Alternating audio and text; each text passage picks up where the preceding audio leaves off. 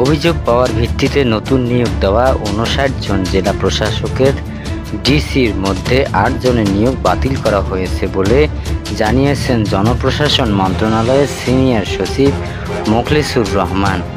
আজ বুধবার সচিবালয়ে সংবাদ সম্মেলনে কথা জানান তিনি। সিনিয়র সচিব বলেন, নতুন নিয়োগ দেওয়া ডিসির মধ্যে ৫১ জন আপাতত দায়িত্ব পালন করবেন, বাকিরা যেখানে ছিলেন সেখানেই দায়িত্ব পালন করবেন। এছাড়া ৪ জন জেলা প্রশাসককে রদবদল করা হয়েছে বলেও জানান তিনি।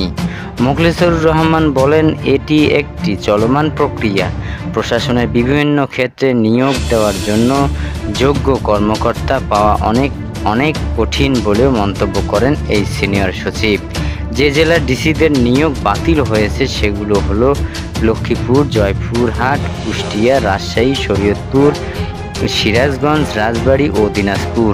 ছাত্র জনতার আন্দোলনের মুখে ৫ই আগস্ট আওয়ামী লীগের সরকারের পতনের পর প্রশাসনের বিভিন্ন ক্ষেত্রে রদবদলের হিড়িক পড়ে।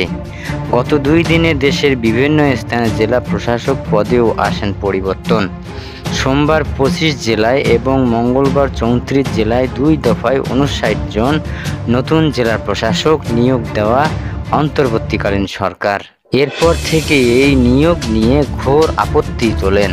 আওয়ামী লীগের সরকারের আমলে বঞ্চিত কর্মকর্তারা ডিসি পদে নিয়োগের ক্ষেত্রে বঞ্চিত হওয়ার অভিযোগ তুলে মঙ্গলবার বিকেলে ও বুধবার সকালে সচিবালয়ে জনপ্রশাসন মন্ত্রণালয়ের হট্টগোল করেন উপসচিব পর্যায়ের অনেক কর্মকর্তা।